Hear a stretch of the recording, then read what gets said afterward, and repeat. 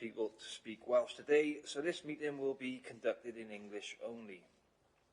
Please can members refrain from using the chat function and instead use the raise hand icon to indicate when you want to speak. Please remember to keep your microphone muted when you are not talking. Please do not interrupt discussions until you have notified of your intention to speak and you have been invited to do so. Moving on to the agenda. Agenda item 1, welcome and apologies. Chris, do we have any apologies, please? We do, Chair. Apologies from Councillors Liam Cowles, Caroline Price and Nicholas Simons. Thanks. Thanks, Chris. Agenda item 2, declarations of interest. Rebecca, could you run through interest to declare, please? Thank you, Chair. I don't anticipate that members would have any declarations on a specific item, but if you think of anything during the course of discussions, then please feel free to raise it. But just to highlight specifically on the item that is being discussed today, obviously scrutiny is not the place for ward discussion, so if you could please avoid the temptation to ask any specific ward issues in relation to this item. Thank you. Okay, thanks, Rebecca. Agenda item 3, minutes from the last meeting, which is the 13th of October 2022. Members, could you please state whether you have anything to raise in relation to the minutes? And if not, I will take them as agreed. So, are we all good? Okay. Agenda item 4, action sheet. Rebecca, could you please run through the action sheet? Thank you again, Chair. So there's only 2 items on there. The one we're still working on a date for that seminar, but I will let members know as soon as that has been arranged. And then the second one is the responses to the recommendations, which you've all received as members. So unless you have any questions on those, I have nothing further to add. Thank you, Chair. Okay. And moving on to agenda item 5, S106. I would like to welcome Rachel Jowett, Strategic Director of Economy and Environment, who will be introducing the report today along with her officers. Can I please invite the officers present to introduce yourselves to members? Shall I begin? Simon Anthony, Head of Recycling and Environment. Good morning, I'm Richard Lewis, Head of Planning and Development. Good morning, I'm Jo Lewis, Lead Finance Officer for Economy and Environment. That's excellent, thank you for that. And I'll hand over to Rachel to go through the report, please. Thanks, Chair. Morning, members. Really pleased to come to scrutiny today on section 106. We're very aware of how this came into the basket, and we've been very open, particularly with delays of one project. I'm not going to say the ward because we're not meant to be getting into ward details, but also just to outline to members what the overall approach is to section 106, how it works. And within the pack, apologies, was the SPG guidance was attached because really important you understand how it fits into the overall policy of the council and within the wider LDP. I think it is fair to say that we recognise that there was room for improvement, and I think we reflected that in the council discussion actually in October when we brought forward one of the section 106 projects. And what we've tried to do here is be very open in terms of where we are with section 106, how we administer the money. It's not an easy process. We don't get the money all in one go. The report outlines that. It's linked to particularly in the major developments, certain triggers of when money comes in, and also the supplementary planning guidance outlines, there are times when we don't receive any money for certain developments, and that is something which is overseen through the planning committee and through the negotiation with the developers and the overall viability of the site. And on that part of it, I'll be honest, I will then be deferring to Richard as head of planning to if there's any questions with that regard. When we do receive the money, particularly, so sections 4.3 talks through, how we do that, and I'm pleased, members, that the last audit gave a full assurance in our management of the cash coming in and hitting the triggers points, and we put that in because that's really important that we are getting the money in when it is due, and full assurance is given, and that that's an amazing sort of like outcome for the service. And I have to, you know, Joe Lewis as lead finance officer, who's in the meeting with us, is responsible for that. But the important thing then, I think, it's then about how do we then take forward the projects which are for us to deliver, because that's where we see that community benefit, and that's sort of like outlined in section 4.4. And this is where I very much sort of say most of the money that comes in is for recreation, for adults' recreation and children's play. And I think it's also important that, you know, again, it's that recourse back to the supplementary planning guidance on what we can and cannot support through section 106, because normally this is coming forward because of the, you know, greenfields development where you are taking access or open space away, so you're looking to then enhance similar provision for that. So in terms of what we've done, I said paragraph 4.43 does talk about some sort of like, you know, the successes that we've had, and we continue to have successes, but within the pack we also recognise that, you know, where we did a RAG rating, we've given you a complete list of what schemes we have live at the moment in terms of where they are. And, you know, the revised governance approach, which is outlined in 4.5, and this is why we're so pleased to bring it back to scrutiny today. I will say this work was ongoing prior to it coming into the basket for scrutiny, but I think, you know, the scrutiny has given that elevation and status of that. And, you know, this isn't just something we're doing in section 106, this is happening across all projects and programmes across the council. But there's some internal organisation which we've changed and are proposing in this report today in terms of sort of like, you know, what the finance officer and the planning team will do, and then in terms of them when that project has, you know, first of all it's the money is in, because sometimes, you know, the planning committee will not make a decision at that time on we're going to get 100,000 for X to do Y, because sometimes that 100,000 might not be received for 5, 6, 7 years, depending on the build schedule. So that's when it's really important that the officers who are responsible for that scheme, if it's children's play, for example, are working closely with Joe. We're keeping sighted on the information coming forward from the developers. And then there is that engagement process in terms of ward members and the community or sports clubs, etc., to identify the right and appropriate scheme. And it's at that point then, in that project inception point, that we are using then the best project management methodology to take them forward to delivery. And it's also then putting that programme within the context of the wider capital and other projects programme of the council in terms of being realistic but also ambitious about timescale delivery.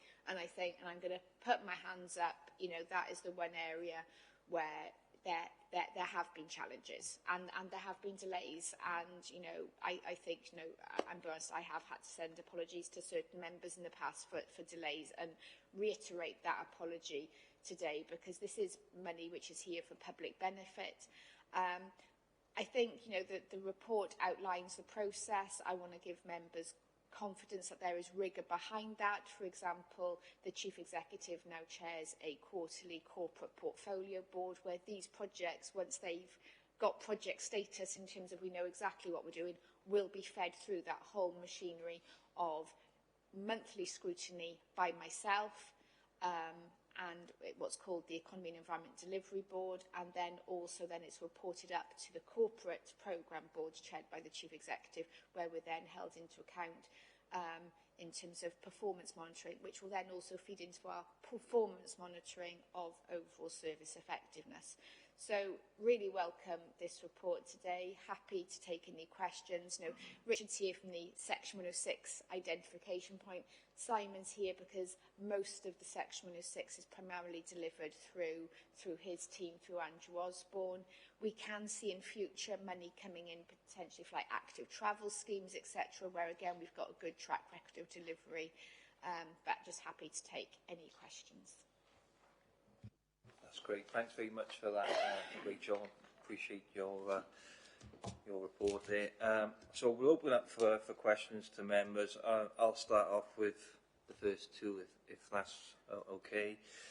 So question one, What systems and procedures do the Council currently have in place or will put into place to ensure that Section 106 contributions are made and trigger points are met with clawback timescales to be adhered to, and who will be accountable for the above?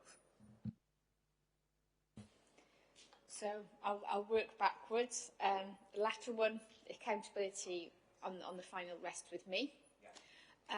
In terms of then the process, as we said, you know, the management of Section 106 contributions starts with the lead finance officer working with Richard in terms of those trigger points of when developments are hitting those trigger points to get the money in. That's the really important, and that relies on that relationship between the developers, the planning and the lead finance officer. And then in terms of then what is the process to be used, that's where I think in terms of that revised governance stage 1, so that's on page 25 of the pack, talks that through in terms of, you know, the monthly meetings coming in. We're going to keep a complete register. We have a register already. And then in terms of then that project inception going forward, you know, the council hasn't fully yet. Stephen, the chief executive, is looking to roll out a corporate project management methodology. So Prince 2 is your normal type of methodology which you'd be using. You know, you don't need Prince 2 for some of these if it's just putting, you know, a roundabout in, for example. So it's got to be sufficient. But then each project or each site would have its own inception document, its own project plan, own risk register, and then it would be reported on a separate reporting, highlight report monthly into the Economy and Environment Delivery Board to take that forward, and I'll then collate the Section 106 to report up into the Corporate Delivery Board. So there's a big new assurance framework has been put in place. Right, brilliant, thanks for that, Rachel. And the second question I've got is which officer will take a lead on managing contributions through the council, and who will be the project manager? Joe, you'll be responsible for the money, won't you? Yes, I will, as currently. So it just might be helpful if I just explain what we do at the moment in then when a Section 106 is agreed, so it's been approved through the planning application, the document is signed, a copy of that comes to me, goes on the register that we've been keeping since 1999, I think, Richard, actually, and that register then lists all the contributions and the trigger points, and then that's when the planners monitor the trigger points and let me know when the development is coming up to hitting, for example, 100 houses built, or when it's about, sometimes the triggers could be when the first house is built, sometimes the trigger is when the house is actually occupied. So depending on where that sits, the planners will monitor that and let me know, and we have regular briefings, but the governance now is more formalised in this report because it does state those monthly meetings that we will be having, the frequency, so it's a lot more of a formalised process that we can follow. Okay, that's great. We've got Councillor Byrne now for the question 3. Yeah, hi. The council's planning team also work with developers on S106 projects, which developers themselves deliver. Do we still maintain an overview and inspection role in these projects? Hi, Rich, did you want to come there in terms of the link to the planning side? Yeah, very much we do. There's a relationship obviously established with the developers, and we know when sites are started. You'll note as one of the appendices, there was a scrutiny some months ago about the proactive monitoring of sites. So I would have to say that we don't have the capacity in our teams to be able to proactively manage sites. So that means going onto the site and checking everything. But very often it's picked up by residents, by members, or by other means. And we do, as soon as we find out about an issue, a trigger point not met, for example, we can come talk to the developer and get that resolved. It's very unusual not to get that resolved, I would say. Does that answer your question, Councillor? Yeah, just why isn't it checked more thoroughly then? If you said you can't go on and check all these things with developments, is that going to be on anything that's obviously related in planning, yes, or just certain sites? No, the bigger sites tend to be the ones that generate most of the Section 106 obligations. And as I said, and we've said this at the previous committees, that we don't do any proactive monitoring. So the monitoring we do and the compliance checks tends to be as a result of a complaint or somebody raising the issue. But there's no programmed inspections of sites happening, no. Councillor Byrne, can I just also come in there? This was sort of like a decision made, God, it's way before my time by the council as part of the council's response to austerity, unfortunately, in terms of reducing the size of the planning team and focusing it on its statutory responsibilities. Richard's referred to the scrutiny report from the last round, and there was the recommendation from the planning committee that we introduce into the service an enforcement officer to pick up that proactive role to ensure that the outcomes are being adhered to. That is currently in for consideration. You'll have recalled a few weeks ago we had the overview, the cross-cutting scrutiny committee. One of the pressures in there of the 12.5 million the council has to find is the growth for the funding and investment into a planning enforcement officer. Now that will be a policy choice for it to work through the political process, but it is currently, in light of the scrutiny recommendation, the recognition of the benefit that this would bring to our communities has been proposed from us, but it has to go through the due budget process, culminating in the council report at the end of February, early March, where it will be decided, is it something where the council are going to do, and if so, what goes in its place, particularly given the light of the pressures that we've got at the moment.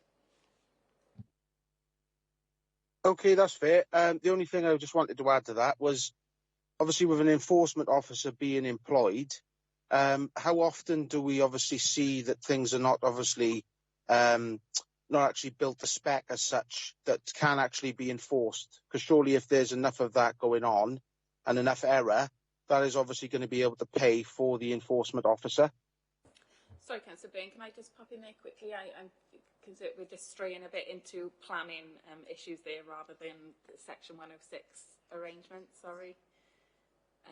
The committee did sort of review the planning conditions at the last committee, so we're just straying off topic a bit there, sorry. Okay, fair enough. No problem. Thank you. Okay, thank you for that. Okay, let's move on to question 4, and that's Councillor Haller, please. Good morning, everybody. 106 money can be used to be support. Sorry, 106 can be used to support the provisions of services and infrastructure, such as highways, recreational facilities, education, health, and affordable housing. How do we begin the process of determining where S106 projects to negotiate, and what stage of the planning process do these negotiations take place? Richard, can I ask you to outline the process, please? Of course, yeah. We've got a supplementary planning guidance document which is actually appended to this report that sets out the procedures in terms of what we can get through Section 106 obligations and the amounts that we can get. Apart from that, it's very much negotiation with the developer, and we try to get that process started right at the start of the process, when really we're dealing with a pre-application inquiry. So a developer notifies us that they're intending to make an application. They give us their draft proposals that they're looking to bring in. We start those conversations right at that stage. But because of the timing, that can change. But there's certain things that we will highlight very quickly that we know will be required, and we direct developers to the supplementary planning guidance as well. So yeah, really the answer to the question, it starts right at the beginning. It's very much a negotiation right the way through the process. Sometimes things come up during the planning application, right at the end of that process before it goes to committee. So, you know, we will remain open to those obligations all the way through the process. Thank you, Richard. That's positive to hear. Thanks for that. Okay, question 5, Councillor Yule. Thank you, Chair, and thank you very much, everyone, for coming this morning. And just to let you know, I've raised it with the Chair already, but I've got to leave at 11 o'clock, so I'm not being rude if I scoot out mid-answer. So I've got the next 2 questions, and the first one is in reference to paragraph 3.4 in the report. That paragraph sets out the list of approved activities which the council can spend Section 106 money. I think we have a question here that are they set out in the order of priority as the council has already decided, or are they of equal priority? And would decisions made be dependent on the application or the location or the timing of those schemes coming forward? So I guess it's trying to scratch away, get a bit more of an understanding about what processes and the mechanisms that we've got as a council to take these decisions. Rich, do you want to come in there? Yeah, of course. There's no, that doesn't establish a priority, that list, no. There are priorities that the council will have, such as affordable housing. So that's always something that's considered very carefully. But very often, we will need to get the developer to do what's known as a viability appraisal for the site.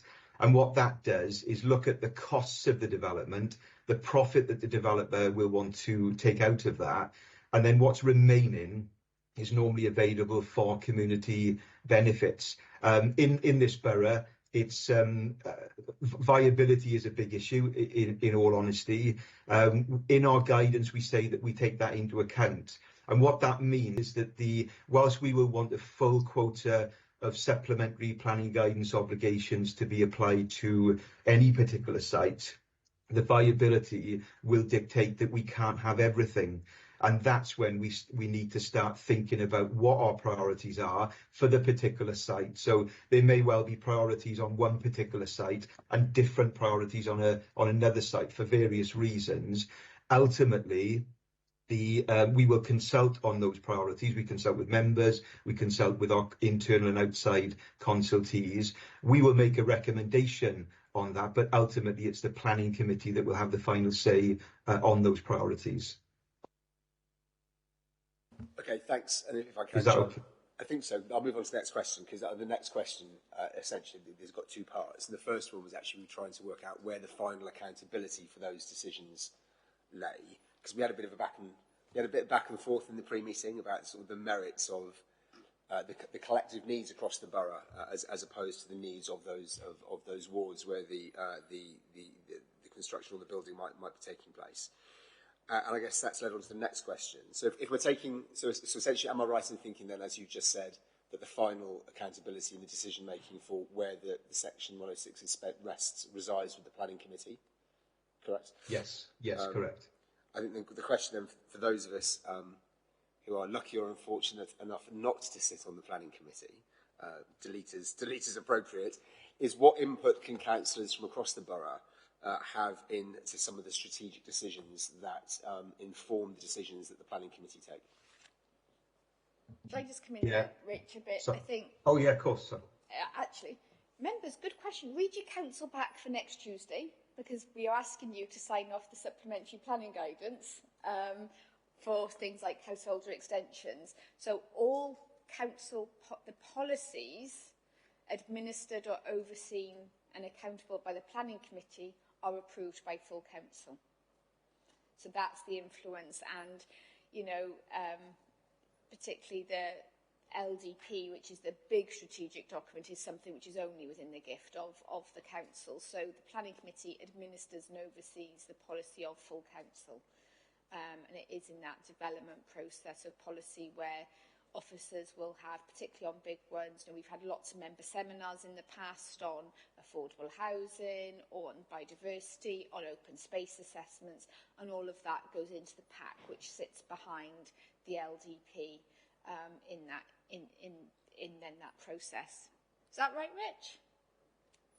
That's absolutely correct. That's the starting point of our deliberations, is the policy, which, as Rachel said, is adopted or not by council. That's the starting point. But then, as I said before, there's a lot of negotiation that goes on apart from that policy, especially when viability comes in. But what I would say is we've always tried to encourage members to get involved in that process. When a planning application comes in, we consult with members. We also provide a weekly list of applications that are coming in, and I welcome any members that have ideas in terms of Section 106 monies to get in touch with us through those applications and highlight that, because that's something that obviously we would be considering as part of that process. So very much encourage members at the earliest opportunity to identify anything that they feel needs to be considered as part of that process. I can just some quick supplementary then. I mean, that's very helpful, and as a newbie, that's quite useful to hear. But if I have a scenario, let's say, for example, we find some available green or brownland field sites in Panteg, good luck, and there is a new housing estate built there. And let's say that there was sufficient Section 106 money then to be invested in some kind of social infrastructure across the borough, and and the decision was taken that Section 106 money would not be reinvested back in Panteg, but it would go elsewhere. Now, obviously, I'm alive to that, and I'm up for that, because I think, as I've said before, it's the collective need across the borough. But what mechanism would there be for the ward councillors in Panteg to then have a discussion with either the planning or anybody else in neighbourhood services to sort of reconcile any issues there might be between the host ward, as it were, not receiving the Section 106 monies back? Rich, do you want to come into the proximity of expenditure, because we haven't got SIL? I think it's probably worth pointing out that we need to be very careful when we take contributions, because we're not allowed to have any more than 5 contributions for any specific project. So what we try and do is identify those projects quite rigorously as part of the planning application, so that when it gets to planning committee, that project is identified, and that's what then goes in the subsequent Section 106 agreement. So it's at that stage really that the project is identified. Now, prior to that, members are consulted on that project, and that's the point to become involved in it. Once the planning committee has set that and the heads of terms are set, and that goes in the Section 106 agreement, then that agreement is not something that can be modified easily. It can be modified, but not easily. So after that event, it's very difficult then for members to influence what can happen. It would need to be subject to a modification. Some exceptions to that is when we may have an obligation where we may have alternatives. So we may have an either or. This money could be spent either here or there, or on this project or that project. That's something that certainly members, especially ward members, would be able to influence, I would say, because there's an ability to choose one or other project. More unusual to do that, but that does happen. Mostly it will be a single project at the time of planning committee making the decision. That's when the project is identified. Can I also just come in then?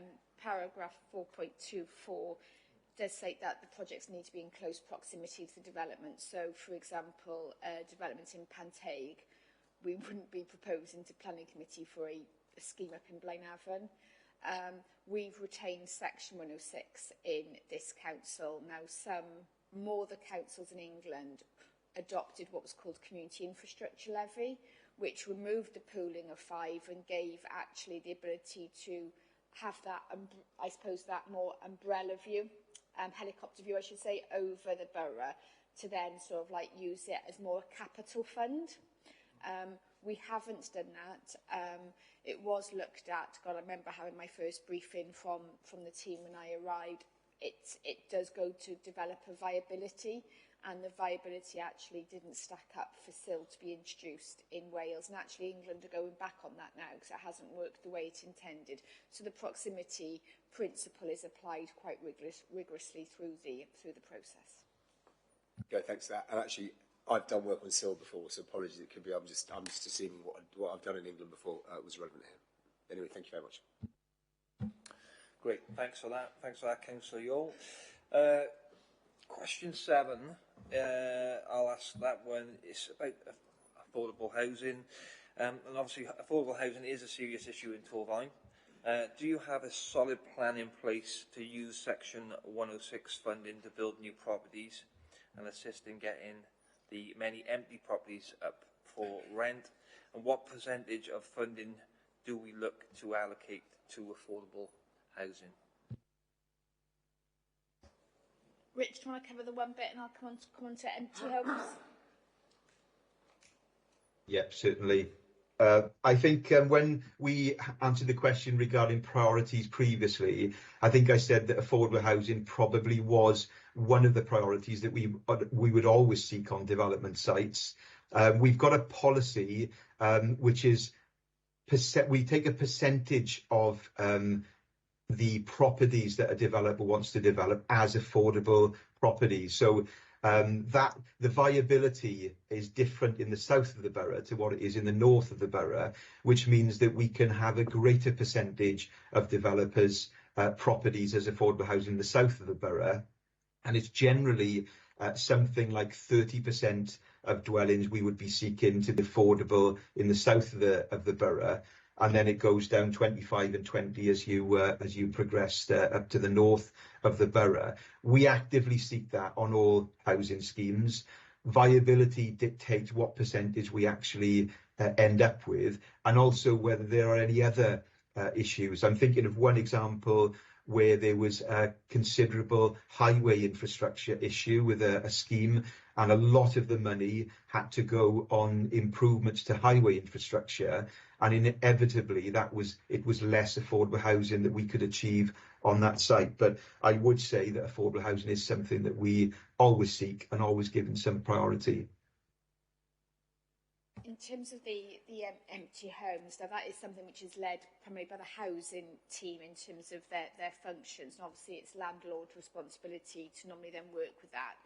But there is initiatives, nationwide to particularly funded through Welsh Government on interest-free loans, particularly to support people to bring those homes back up to scratch.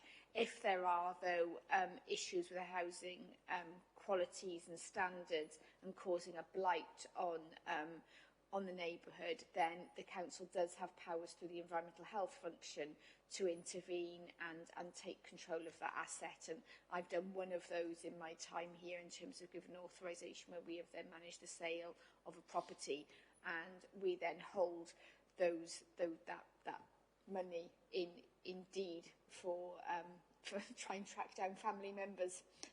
Very, very rare. So I've done one, but there is, that empty home side is different. You wouldn't be using Section 106 for that side, because that's obviously supporting existing homeowners to bring their houses forward. Okay, thank you for that. Okay, so we'll skip the next question as Councillor Yole has kindly dealt with that one, and we'll move on to question 9. Councillor Gordon, please. Yeah, thank you, Chair. This question's in two parts, if you like, and I think it's why the Section 106 issue is in the basket for scrutiny, is to be reflective about what's perhaps gone wrong or not gone so well, and to build processes and governance, etc., going forward that we can avoid it visiting us again, if you like. So the question is, have we had any instances of clawback? If you can address that one, and then how will the new processes reduce the risk of clawback? So the answer is no, we haven't had any clawback. And the new process, it really massively firms it up. It places very clearly in terms of identifying which officer is going to be responsible for delivery, oversight. We've obviously got to make sure they've got the training and project management and all of that side of it. And then really, as I said, each project will have inception document, project plan, risk log, highlight reports coming in monthly into the delivery board, which I'll be chairing. So a lot more rigour and scrutiny.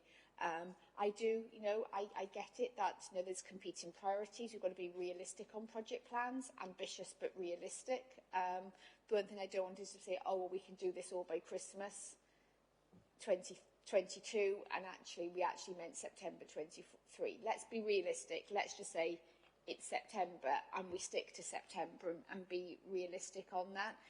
Capacity, we have to, within that process, you know, there's no slack within these teams. If a project manager goes off, there's not somebody just sitting there waiting to pick that work up. That's when we have to be realistic about then that variation. But what's important, and this is what I've stressed to the team, is that that's where that project plan, when it's revised and amended, you consult and you engage, particularly with those ward members, again, on this is where we are, this is what's happened, and we be open and transparent about that.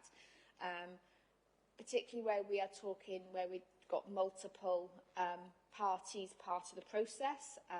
So, for example, the new play equipment, the inclusive play going into Cwmbran and Pontypool, we've had to get Sustainable Urban Drainage Scheme approval because it's such a big development.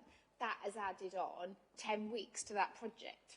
You know, so it's about us being really clear about what's involved at the very beginning so that we are cited, and that is what, you know, over time the process will build capacity within the team, build understanding and build, you know, it's not to say we recognise that there have been some slippages, but there's also been some really big successes as well.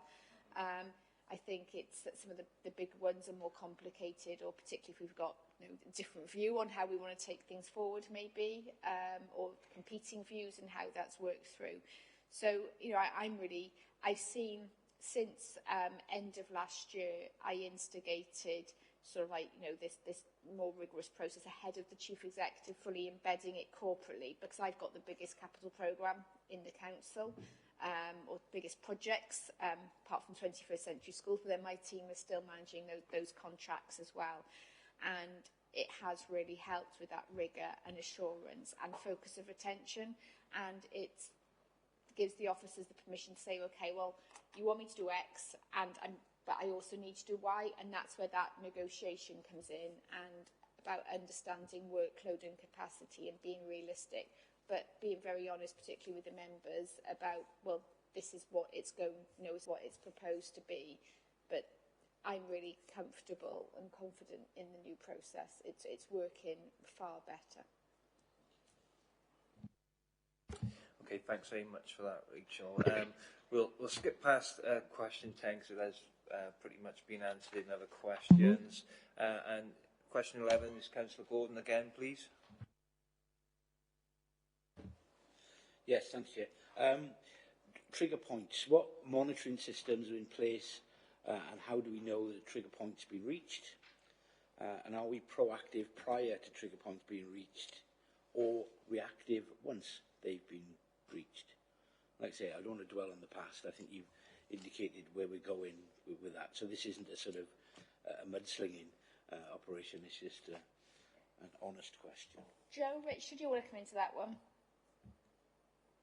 Yeah, shall I just explain what we do at the moment? So what we've been doing for well, I say since we started setting up the monitoring for Section 106s and collection in the way that we do now, we've been doing that since about 1999, 2000. We've been doing that since. So we have a copy of the Section 106s put onto the planning access database, sent to myself and sent to planning colleagues on a circulation list. What I do then is I create an entry in my spreadsheet which lists all of the trigger points and what those trigger points are in the development. And then I liaise with the planners regularly to understand where we are on the development. And sometimes that involves a little bit of research, because sometimes we'll be checking the notifications from the developer of when they've commenced, or sometimes it'll be a case of, you know, I live in the borough, as probably most of you know, so I see the developments happening. So it's the observation side of it, and a little bit of research and digging to make sure that we are ahead of the trigger points, so that we know roughly when we're reaching 100 houses or when the 40th house might be occupied. But what the improvement is, I think, in the report that's come to you today, councillors, is that frequency is nailed down in the procedure, rather than perhaps a bit more ad hoc when we've got chance we'll get together. We're more proactive through this process now, where we'll have a regular scheduled system in place to be accountable by. Okay. Shall I add to that, just in terms of Joe's role there? Once we get the money in, it's much easier then to check the trigger points, because the money is in, we know that it started, and then we can work out what all those trigger points is for any other money. The issue really for me is that the main trigger point is when the development is commenced. So when the development is commenced, it might be that the very first money that needs to come in is on the occupation of 50 houses, for example. That's the bit that's not being proactively managed at the moment. And the other thing is, for members to bear in mind, and I think it's in the report, it's not always a monetary thing, because we always opt to try and get the developers to do something themselves rather than take the money. So, for example, we're negotiating a scheme at the moment where we're looking for the developers to build a primary school rather than give the authority money to build a primary school, because if there are any differences in costs, then as time goes on, they're borne by the developer rather than the council not having enough money to do it. So there are two things there. One, we get money and the council does things with that money, but other times we get the developer to actually do those works, which are slightly more difficult to monitor. Okay, brilliant. That's great. Thanks very much for that, Richard. Question 12, Councillor Haller, please. Yeah, a supplementary component of a good S106 management is an annual review celebrating successful projects delivered as a part of contributes. What receives this annual review, and what do we actually promote to the successful projects, and when? Hi, Do you want me to come in there? Yeah, go on, Rich. Yeah. Just what we do this in a certain way. We produce a report every year, which is known as an annual monitoring report. It's to do with the success of the local development plan and policies within the plan that include Section 106 obligations. I should have mentioned previously, somebody asked a question about the affordable housing. That's in that report. The last time it went to council was in October. So in there, we report what we've done in terms of Section 106, which includes affordable housing. But going forward, and it didn't happen at the last AMR, but it will happen next October when we report on the policies. We will have a bigger report in terms of Section 106 monies that have been negotiated, what they've been spent on. We're working out a way of being able to report that, but that will be done annually going forward. That's a positive to hear. Thank you. Brilliant. Okay, so question 13 I've got, and it's about the canal, and the canal is clearly an asset in Torvine, and Richard's proudly displaying it in the background there. So do we know if any of the Section 106 funding is going to be allocated to the canal, and when are we going to start making improvements?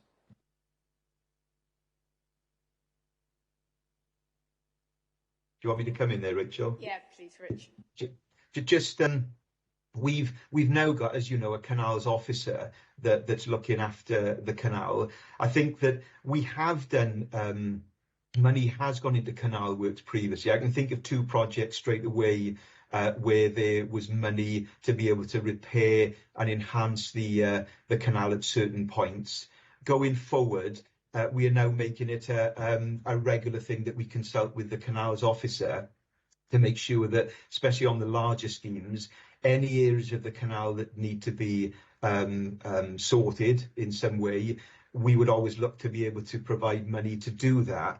But you need to bear in mind, really, that there is law concerning what money we can get for certain works, and the law that we have to identify in every report means that the money needs to be reasonable for the project, reasonable for the planning application that we're processing. It needs to be proportional to that application and related to that application. So it wouldn't be appropriate to be able to get money for a canal that's totally unrelated to a particular project being developed. An example would be South Sebastopol, where the canal runs right through the South Sebastopol site, and there was some money there for enhancements to the towpath, which was very much related to that development.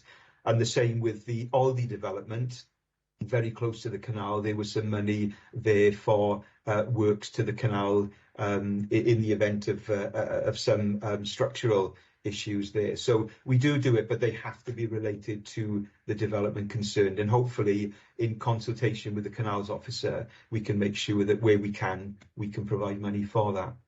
Bearing in mind the pooling of contributions, it would be really nice, wouldn't it, to get money in and pool that so that any works on the canal could be done. But we're not allowed by law to do more than 5 of those in any at any time. Okay, thank you for that, Richard. We'll move on to question 14. Councillor Gordon, please.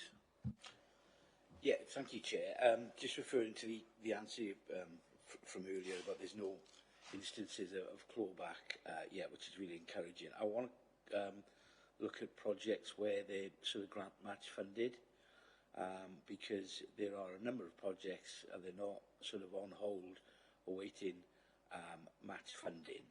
And there's a sort of quasi-political point here. We seem to be entering sort of austerity 2.0, and it's going to be increasingly difficult to secure match funding for some of these projects because of the sort of Barnett consequentials and sort of spending curbs and all the rest of it imposed by the current incumbents in Downing Street.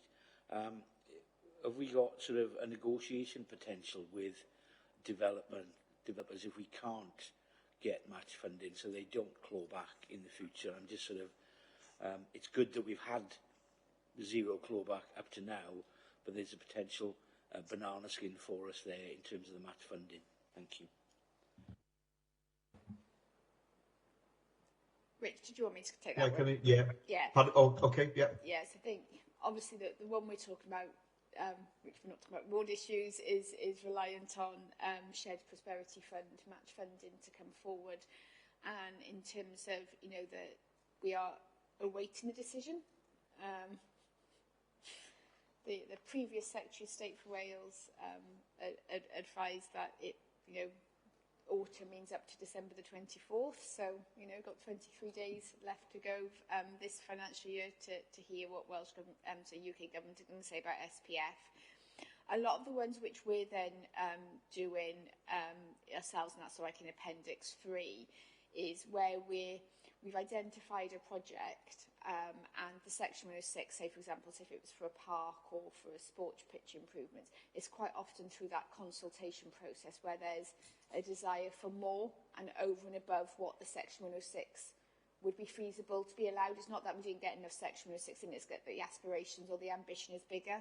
And it's then when we tend to work then with town and community councils, with the youth and play or sports sections in terms of Sports Wales grant funding to come forward, and also through, particularly if it's football pitches, for example, the club's own resources, where they've also bidding for match funding, normally again through Sports Wales or FAW or WRU, for example. So that is where it's in that project inception stage where the match funding sometimes comes in. We wouldn't be reliant on that at planning committee stage. Is there a risk to the enhancement? Because that's normally an enhanced, it's a better project as a result at the end.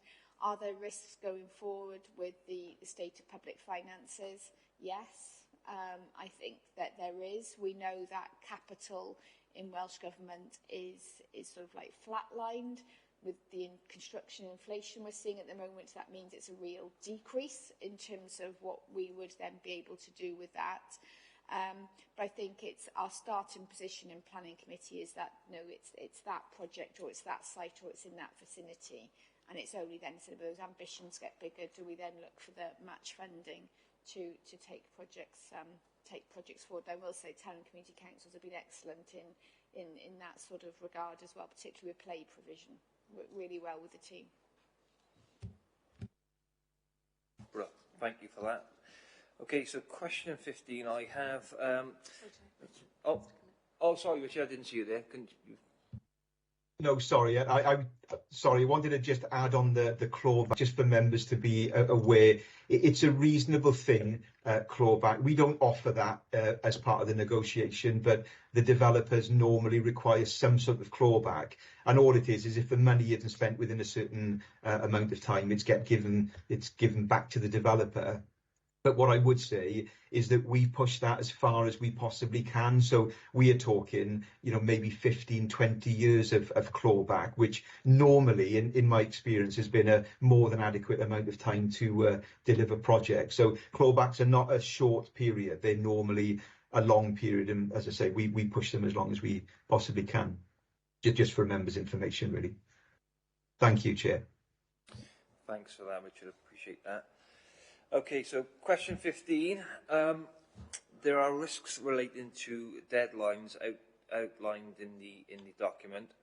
The document states that once the council gets to stage 3, spending section 106 contributions, the turbine has a good track record. The council's track record for stage 1, oversight of developers and section 106 contributions, and 2, management of section 106 contributions are not mentioned. Could you provide statistics and case studies of the council's track record in these first 2 stages? As well, as we all know, spending money is easier than financial planning and management, so success in these first 2 stages is critical for any section 106 project to reach stage 3. That's a beast of a question. I think in terms of the record of success, in terms of the management of the money and the receipt is in our the confirmation that we've received a full audit assurance through and a full is 100% compliance, so we can't get much more of a success story than that. And I think then in terms of what the process Joe has outlined in that receipt of the money and management of it then is demonstration of that success. Joe, Rich, is there anything else you wanted to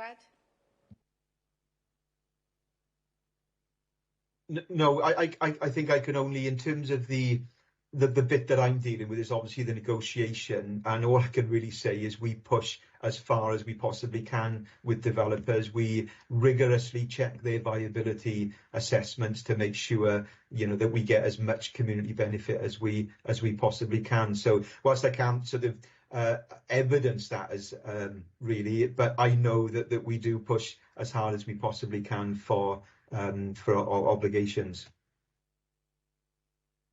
Can I just add to that, if that's okay? Yeah, I think where we certainly with the most recent developments that we've had, the projects being more detailed at the point of being baked into the 106, that is allowing for a sort of a much more clearer process of getting those projects delivered. Appendix 4 does list all of the projects and the stages that they're at. And there's a bit of narrative on there as well. And there's also a column that says which projects have clawback and the clawback dates. I think we've been very successful in making sure that we receive the money on time and hold the money. And so I think sort of going forward, the process that's outlined in terms of monitoring and reporting, and in particular what Richard has said about adding additional information into the annual monitoring report, that will allow that full flow of information to be visible, but through the committee. But we are able to provide that information over and above what's in Appendix 4, if members would like that.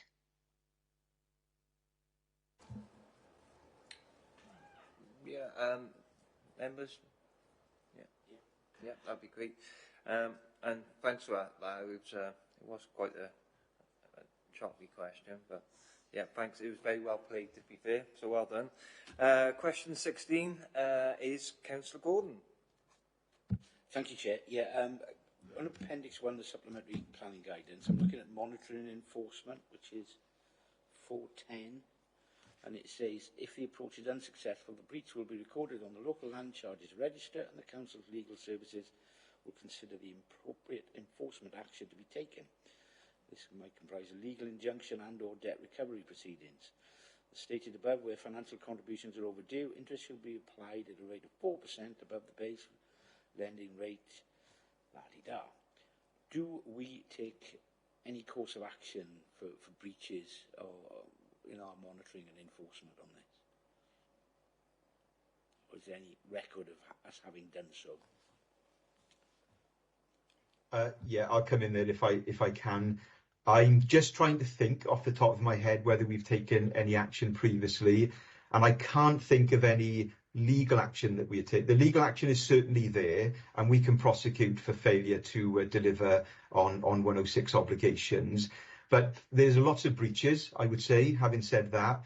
But the first port of call is always to try and sort that out with the developer without resorting to legal action. It's far easier to do that. And I can't think of any instances off the top of my head where we failed to do that, as opposed to resorting to legal action.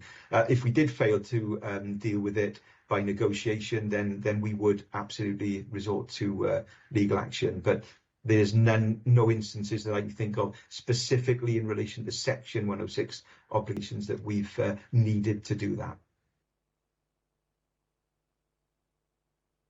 That's great. So I have got the final question, you'll be pleased to know. But I will ask members if there's anything else they want to ask just before I ask the final one. Are we? Yeah, it's Carl. Go on. Yeah, I'm sort of comforted by the answers we've got today. Just a sort of an overall point. I take Rachel's point about staffing. We haven't got people just waiting in the wings if somebody, is unwell or has a family issue or moves on to new sort of employment or whatever. But I'm comforted by what I've heard today about the processes and the governance and everything going forward. There's very little we can do as elected members about staffing, budgets and all the rest of it. We'd like to have more people delivering the service for our community, but we are, tied by the budget restraints that are imposed on us from governments elsewhere. So, this is in front of us today because I think not everything's been perfect. And I think it's good we've given it an airing and sort of thank you to the officers involved who sort of oversee this and the guys you've got working with you to deliver for us. Thank you. Okay, great. Okay, so just to sum up on the report then, what tangible benefits will be gained from the new processes for managing the Section 106, and how will the process be monitored and evaluated going forward to ensure that they are being effective?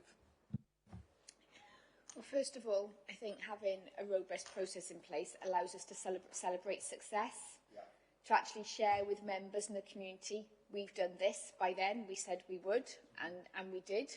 And I think we haven't, it's just something we've just done, and because it hasn't been managed as a programme, it hasn't allowed for that celebration of success. I think that's the, we need to focus on the positive as well, but the other bit it will give is that assurance of delivery and oversight, and allows the right decisions to be made at the right times. These projects have to be seen in the context of, as I said, the wider workload of we don't just have a Section 106 delivery officer in recreation, for example. I'd love to have one, but there probably wouldn't be enough projects for keeping somebody fully employed. So for me, the new process is just going to give us that assurance, risk management, and allow us to manage it properly. But more important, as I said, make sure we are delivering the benefits which the planning conditions were imposed for the residents. And then through the annual monitoring report, which will come to council every year, through this process, it'll make Richard's job really easy. So we'll be able to say, not only have we received X amount this year through Section 106, but from the historic Section 106, this is our programme and this is what's been delivered and this is where we are with all the other projects as well. So, it's going to be far more visible, far more ownership, and just help us to be able to take it forward. And as I said, the process is working really well with the other projects which we've now put into this process. We've used the process for Cymbraen Play and for the inclusive play. And again, it's just works well. It's just proper project management. Thanks, Larry. So, does any of the officers want to add anything to that? Well, thank you very much, Rachel, for attending today, and the officers as well. And that's the end of our questioning, so you are free to leave, so to speak. Thank you. Thank you, Chair. Thank you, everyone. Thank you, Chair. Thank you.